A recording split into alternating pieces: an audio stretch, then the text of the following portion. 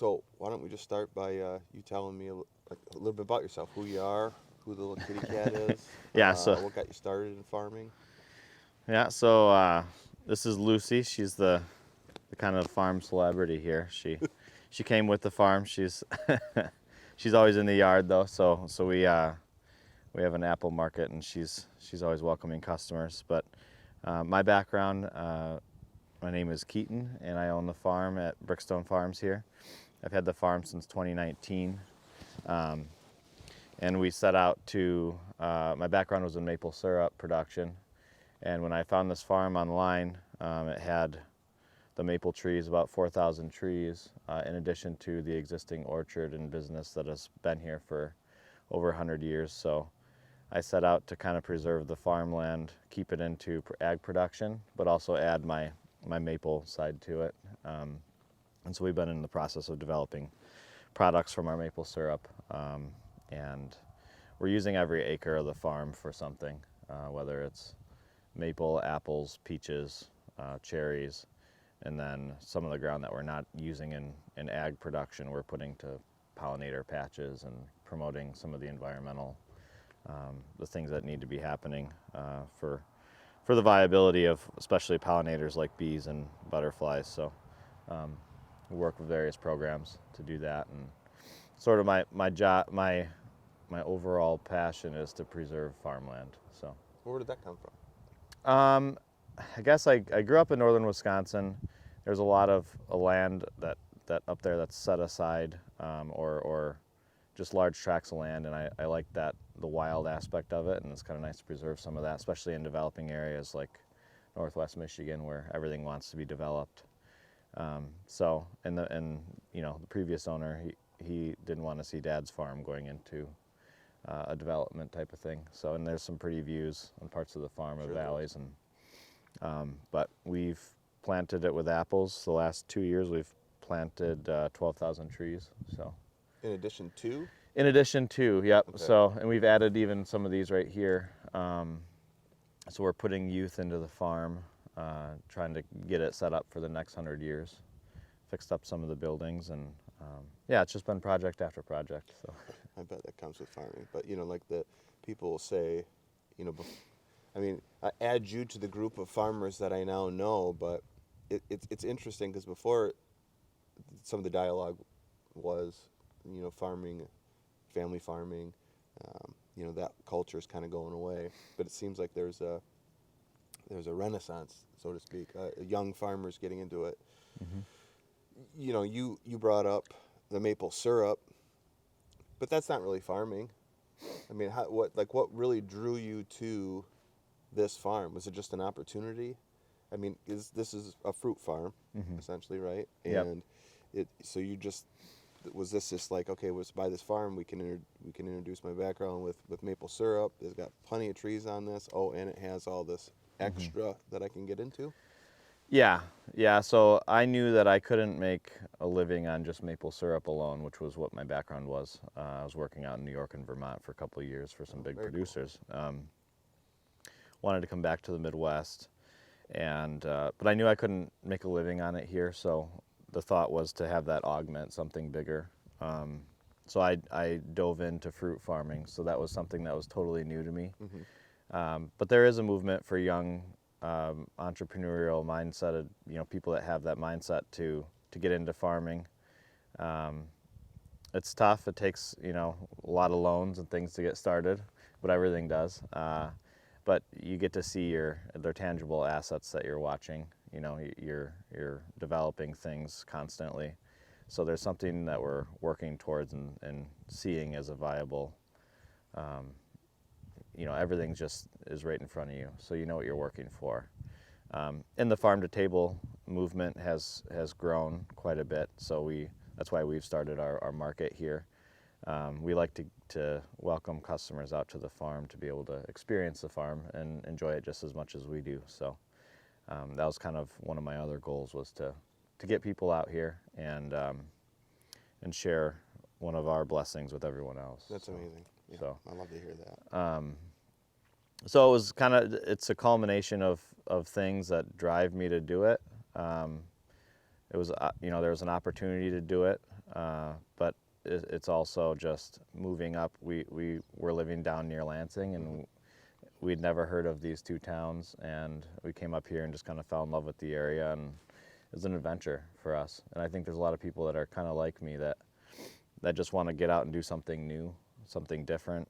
And this has definitely been a crazy endeavor for us, but we wouldn't trade it for anything at this point. So That's beautiful. so it's pretty cool. We're having a lot of fun with it. It's a lot of work every day, Saturday, Sunday. We're working. We just finished picking apples, and tomorrow I start splitting wood for making syrup, and I'll start walking the lines. And it's constant work. But You have a team out here? I do. So there's 2 full-time guys year-round that help me out, and then during our apple harvest, we'll bring in about a crew of 10 to get us to pick the apples. Everything's hand harvested, and then so we'll have times where we sort of bring in a flex crew to help us get through certain times. But on the maple end, it's just myself and family that runs that. So you bought this pre-pandemic? Mm-hmm. And then boom. Pre-pandemic, and then we got hit with COVID from all ends. My fiance is a nurse, so she was dealing with. Wow. She was in the COVID unit in Traverse. But on the positive side, we saw a spike in our yard business because people didn't want to go to the stores. So it sort of put us on the map locally as a place to go, fresh air market. So there were benefits to it as well. It's not all negative, in my opinion, but for our little business. So yeah, it was pre-COVID though. Yeah. You know, as you said, for your little business, but I mean, maybe you look at it at the scope it currently is, but your Brixstone Farm is talked about in a lot of circles. It's super interesting. I came across you online. Yeah, I think a lot of people come across businesses today online, especially locally. Mm-hmm. You've probably seen an immense growth in traffic, Mm-hmm. since everything has opened up or whatever. But you've had some other interviews aside from this. You've had Mm-hmm. some Chicago news outlets come up here and showcase your property. With that, you've got a beautiful barn that you're renovating. You've got your maple syrup business. You've got your shop. Where do you see Brixstone going in the next 5-10 years as far as growth? Yeah, we're kind of growing on all sides. That this barn that we're renovating, I'm gonna plan on having it. It'll be a rentable space in the future. So I think that's kind of, there's endless opportunities with that in itself. It's another aspect to welcome the public to the farm. And then we're planting new apple varieties that have never been heard of before. Talk about that a little bit. That's So- pretty neat. Yeah, so there's a marketing association that actually creates. Their job is to create new and sort of 21st century varieties that are just different and good flavor, and they keep for a while, and they basically propagate these trees for various reasons. But we are pretty active in trying to find the next big apple, or something that can compare to the next Honeycrisp in a sense, or Gala. And so each year I try to add, at least right now, try to add a new variety, and we've added Evercrisp, which is a cross between a Honeycrisp and a Fuji. A newer variety is a Zestar that we've planted as well. It's an early variety, but I'm trying to kind of bring some new age apples into the farm that has all the older apples, which is good too. Yeah. But so on both sides we're sort of we're trying to diversify and grow our offering, as well as finding ways to get more people out to the farm through these buildings and events too. There's a lot of interest in people hosting certain events at the farm. Sure. And we're excited about that. Sometimes you forget how beautiful your farm is. I remember when I first came out, Yeah. and we fell in love with the farm. We looked at one other, and we're just like, we're never going to find an opportunity like this with a house on it. But then you work this for 3 years, and you see all the little things, like there's there's things to clean up in the yard, Yep. but everybody that comes to the yard is like, this is beautiful, you know, and so it's neat to sort of be reminded of that as you know, as It's we almost work like it. a little city. You know, Yeah. when you have people come to a town and they're in love with the town, Yep, but if you're from the town, you see all the deficiencies, you know. that's all it is. So, Yeah. but no, it's been a good endeavor. So. Bullshit. Yeah. One quick question I wanted to, Betsy, my wife, was trying to explain the name to me. Like, could you speak to that a little bit? Yep. Brixstone? Yep. So I created the brand Brixstone. Everything we do is measured in bricks, BRIX, which is a European measurement of sugar content. So when we grade our apples, we have to make sure that they're at the right bricks or percent sugar. That usually falls between 12 and 14% sugar in our apples. And then maple syrup is also graded in bricks, so we're testing the density of the liquid. And we have to make sure we're at 67 bricks or percent sugar to be a marketable maple syrup. So I wanted bricks in there, and then the stone fruit region of Michigan on this west coast, basically.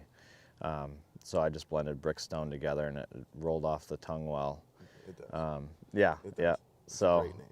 so we just created that and ran with it, and I wanted to sort of start by building a brand. We're going to start selling more apparel in the future, and other maple products as well. So.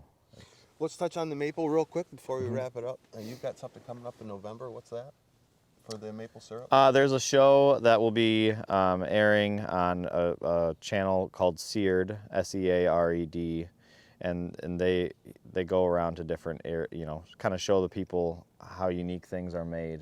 And one of his ideas was to highlight maple, and so he came here and we shot a show basically from tapping the trees early in the spring to production to bottling. So we're excited to get that out there and show people how a commercial maple operation is run. So Very nice. Very cool. If there's anything else you wanna toss out there about what's going on, where people can find you online? yeah, so you can. I always urge people to follow us on Instagram and Facebook. It's just Brixstone Farms, one word. We do have a website that informs you of all the programs that we're enrolled in through the NRCS and the environmental, some of our environmental projects that we're working on. And then I also want people to know that our apples will be for sale right here in the yard at 11240 Millark Road in Bear Lake until November 10th. Okay. So we'll have fresh apples available. And people should definitely come over and try the new Evercrisp. They're too. very good, dude. Yeah. They're very good. That was a good little extra sale. Was that last weekend when we were up here? Yeah. Those are interesting. And those, you had told Betsy that we could store those Up to 6 months. That's wild. Yeah. Yep. Yeah, because we have a fruit cellar in the basement, so that's where the bulk of them go. In fact, I'm supposed to pick up some more today if I have some. But Oh yeah, we have lots of them. yeah, we're so. excited about those. I take an apple every day for lunch, and that was interesting. It was good, man. It was Yeah. really good. So that's Yeah. really cool. That's one of your hybrids, then? Yeah. Yep. Nice. That's one of the new varieties that we've planted, and 2 years ago we planted those, and they've just been. Last year I sort of really started introducing people to that apple, and even just gave them one for the road on the way home, and they would turn around. 90% of the time they'd turn around and get more. So Have you tried one of those? Dude, Yeah. right? yeah, they're amazing. So Well, cool, man. Thank you so Yeah. much for this. Yeah, This thank is you. awesome. Appreciate I love it. the spot. I hope that it just blows up and you have to scale at an amazing rate. appreciate it. We look forward to that. Appreciate you, bud.